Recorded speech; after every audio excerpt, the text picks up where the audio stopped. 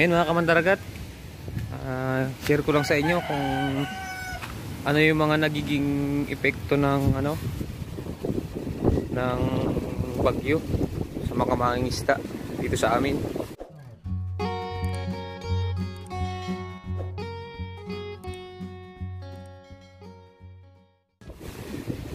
Ayan yung maliliit po na bangka, tinataas dito sa may sa may karsada.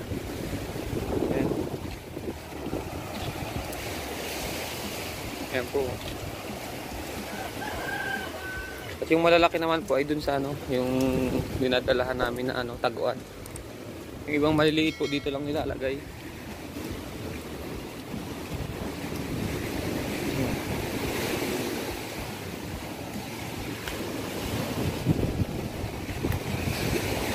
Ayan mga kamandaragat, yan hanggang sa may kasada sa dulo na yun.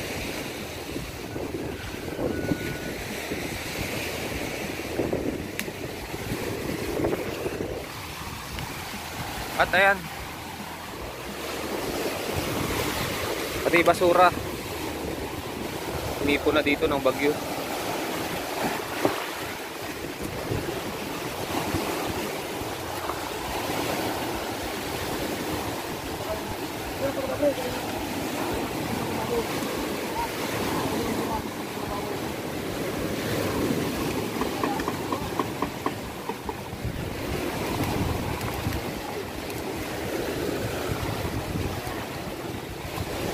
Mga kamandaragat, hindi nila sa amin ng bagyo.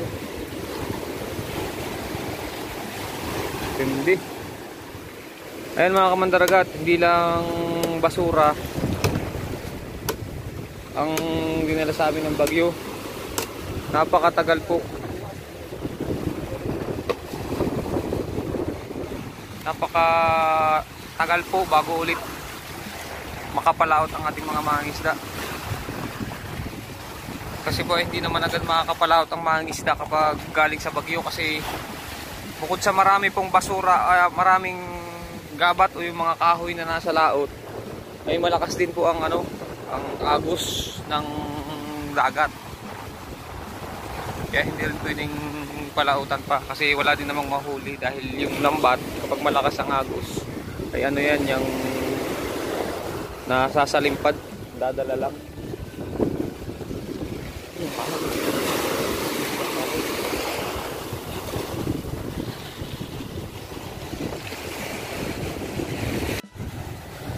Yan, kung mapapansin po ninyo, napakalakas pa ng ng alon. Puro mga isang linggo nitong hindi makakapalaot ang ating mga kasamahan na mga ngisda dito. Kasi nga dahil dyan, lakas ng alon, lakas ng agos, dami ng kahoy na naanod sa laot.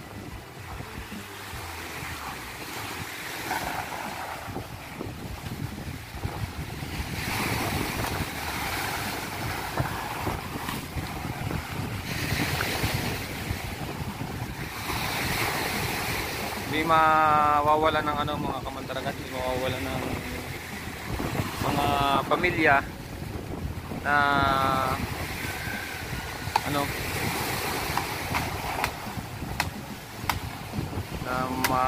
sabi nga mawawala ng pagkain, kasi dahil nga sa ilang araw itong hindi pwedeng palautan yung klase ng panahon na ito.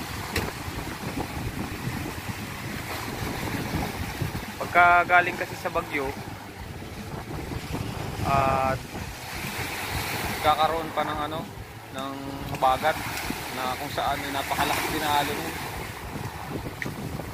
Kaya sigurado dito 5 araw hanggang 7 araw ang pahinga ng mga mangingisda.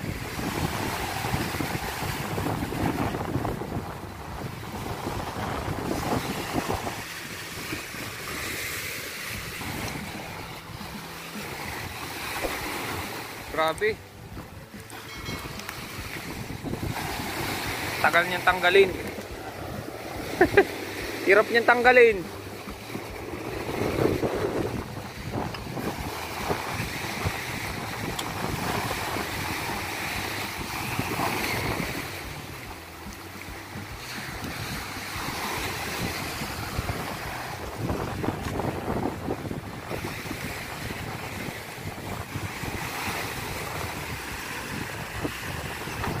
Ayos pa yan.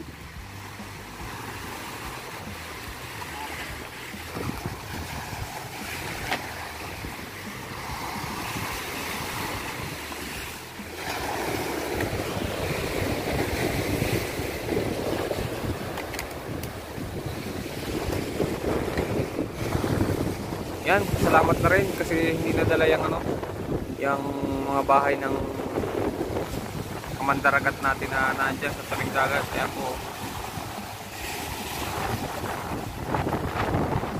sa lakas na yung kagabi, pasalamat na natin kasi walang naapektuhan dito sa aming lugar. At sana pa yan, doon sa mga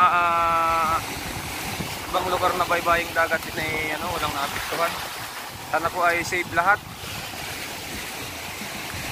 Safe ang bahay at safe na rin ang ang mga tao.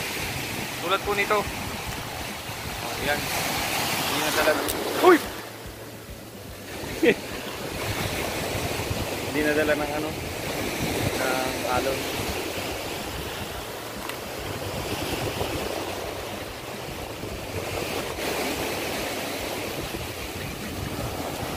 Yan ang mga madaragat. Hindi na dala. Samantalang hanggang dito yung alon kagabi sa may karsada. Bueno, hanggang dyan yung alon kagabi. At isa pa palang epekto sa amin mga kamandaragat kapag bumabagyo, kahit hindi kalakasan, wala na sa amin kuryente. Dali nga matindi dito, hindi pa nalakas ang bagyo, wala nang kuryente. Yun yung ibang bangka. Ay mga kamandaragat, kung mapapansin nyo dito sa lugar namin, halos nasa talaga, nasa baybaying dagat talaga. Kasi kung high tide, yung lakas ng alon na yan, baka na yan, abot na dun sa karsada. Sa pathway na nandito sa amin.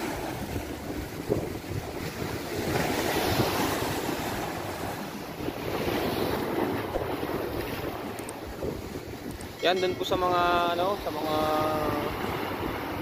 kamandaragat natin dyan na nasa baybaying dagat ingat po kayo kapag may bagyo ay lumikas na doon sa mas mataas na lugar.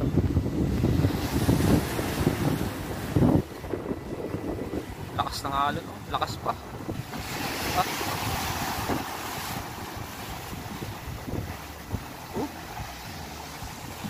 Dito sa parting namin mga kamandaragat, medyo kubli siya kapag ganito ang alon. Pero pag nandun po sa may unahan na yun, dulo na yun, lakas.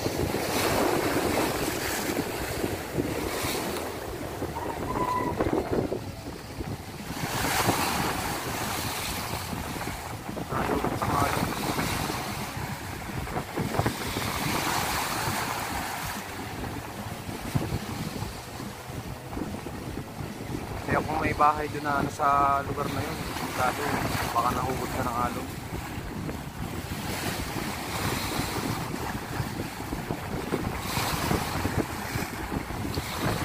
Sigurado kuryente dito sa amin, baka isang buwan wala. Kasi nga kunting ulan lang dito, wala nang kuryente, lalo pang ganito bagyo. Sigurado walang wala. Kagabi pa, hindi pa lumalakas ang hangin, wala nang kuryente.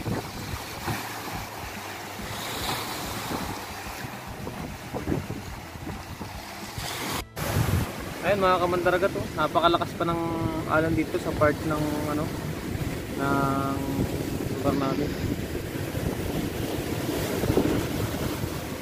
Sikat na yung araw. So, malaki pa rin yung alon.